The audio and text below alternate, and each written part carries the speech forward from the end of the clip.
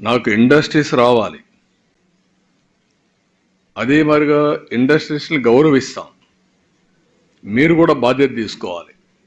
బాధ్యత తీసుకోకుండా take it for granted, మేము పెట్టుబడి పెట్టాం, మా ఇష్ట ప్రకారం చేస్తాం అంటే కుదరదు.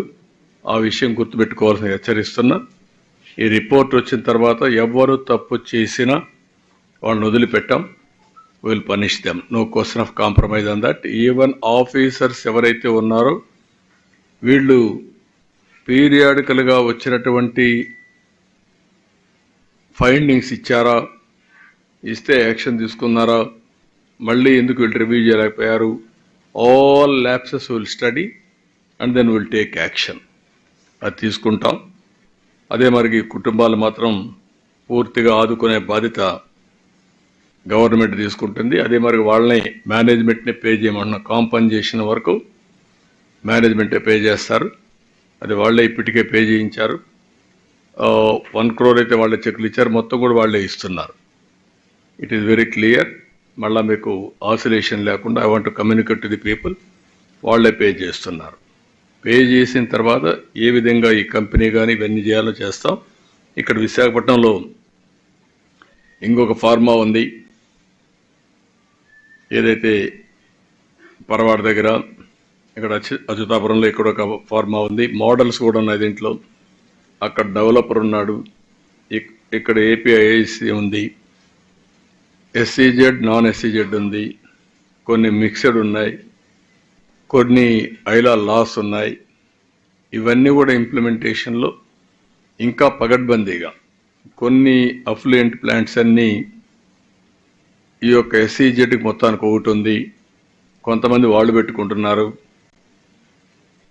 ఏ విధంగా సింక్రనైజ్ చేయాలి, ఎంత ఎఫెక్టివ్గా పనిచేయించాలనే విషయాలు కూడా ఎగ్జామిన్ చేస్తాం. అల్టిమేట్గా దీన్ని కూడా సీరియస్గా ఆలోచిస్తున్నాం. ఏదైతే సేఫ్టీ ఆడిట్ కోసం ఒక కమిటీ కూడా పెడతాం, అది కూడా కాన్స్టిట్యూట్ చేసి మొత్తం పగడ్బందీగా ఈ విశాఖపట్నంలో రాబోయే రోజుల్లో ఈ ఇండస్ట్రియలైజేషన్ జరుగుతుంది. అదే సమయంలో ఇలాంటి యాక్సిడెంట్ జరగకుండా సేఫ్టీ ఆఫ్ ది ఎంప్లాయీస్ కూడా వర్కౌట్ చేస్తాం. ఇది ఫైనల్గా.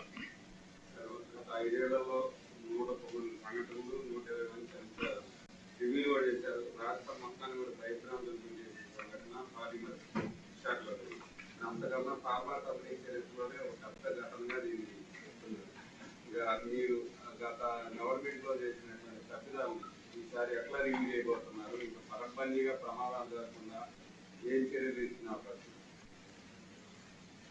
ఇప్పుడు మీరు ఒకసారి డీటెయిల్స్ అని నేను ఇక్కడ మాట్లాడడం లేదు. 119 ఇన్సిడెంట్ జరిగాయి, 120 మంది చనిపోయారు. దీంట్లో మేజర్ ఇన్సిడెంట్స్ కూడా కొన్ని ఇటీవల కాలంలో జరిగినట్టు ఉన్నాయి. ఆ మేజర్ ఇన్సిడెంట్స్ మీరు చూసినప్పుడు ఏదైతే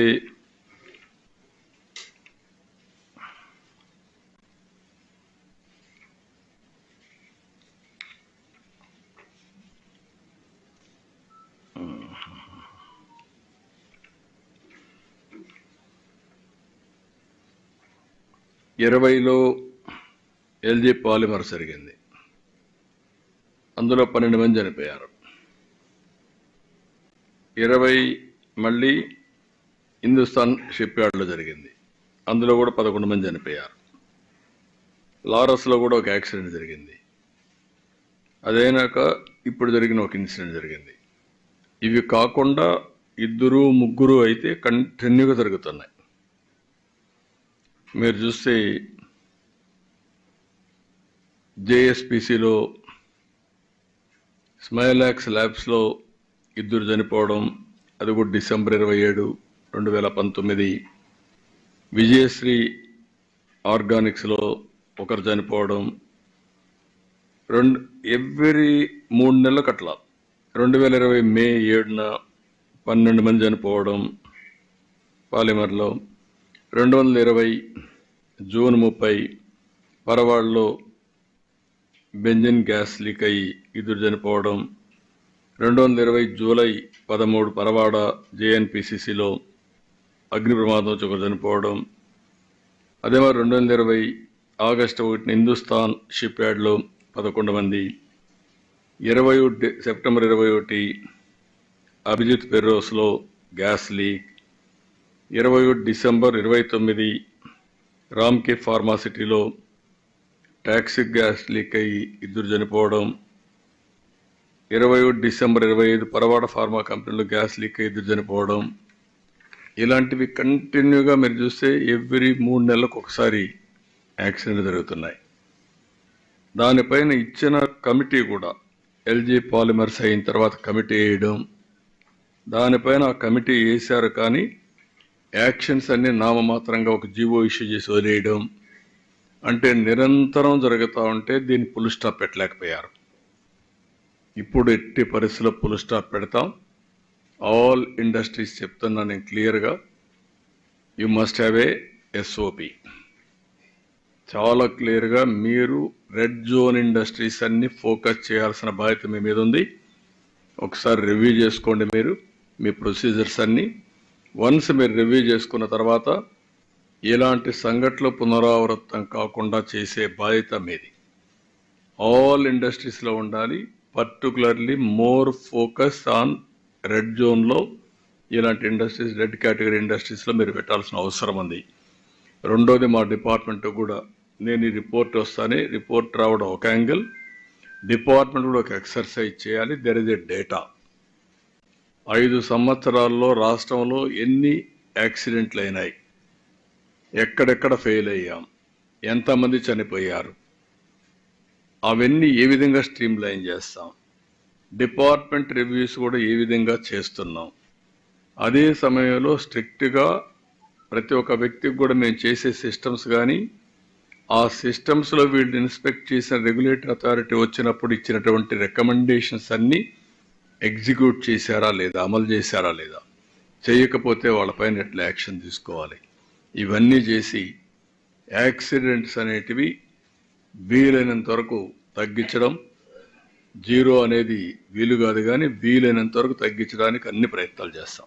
ప్రమాదం జరిగితే ఎవరైనా పనిచేసిన వాళ్ళ భద్రత గురించి, వాళ్ళ ఆరోగ్యం గురించి, లేకపోతే వైద్యం అందించే బాధ్యత.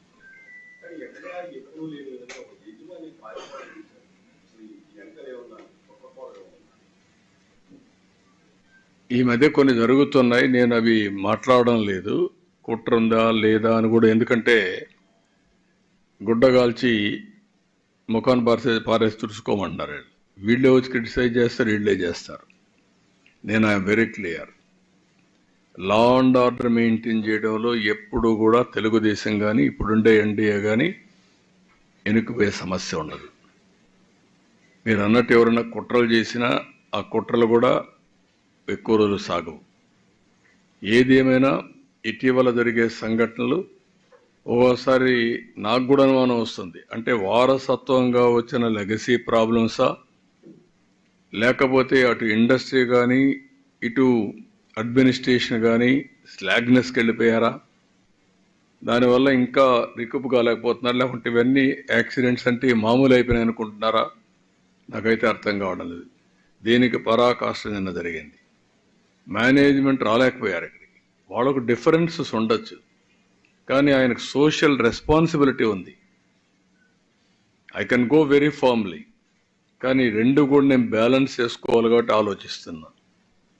ఏది ఒక పక్క ఇన్వెస్ట్మెంట్ రావాలి, ఒక పక్క సేఫ్టీ కాపాడాలి, ఎంప్లాయ్మెంట్ జనరేట్ చేయాలి. I'm very clear on that.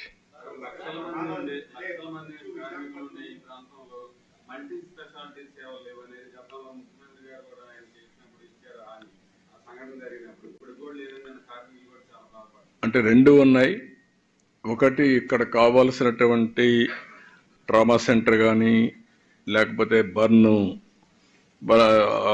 వాటి కాల యూనిట్ ఒకటి ఇక్కడ రావడం, ఇలాంటి ఒక హాస్పిటల్ కూడా ఇక్కడే ఫార్మా ఉంది, రేపు నక్కపల్లి ఇంకొకటి వస్తుంది, ఈ 3-4 బ్యాండిక్స్ ఉంది. ఇలాంటి ఇండస్ట్రియలైజేషన్ అంతా ఎక్కువ వచ్చే అవకాశం ఉంది. రెండోది ఫైర్ స్టేషన్ కూడా ప్రాపర్గా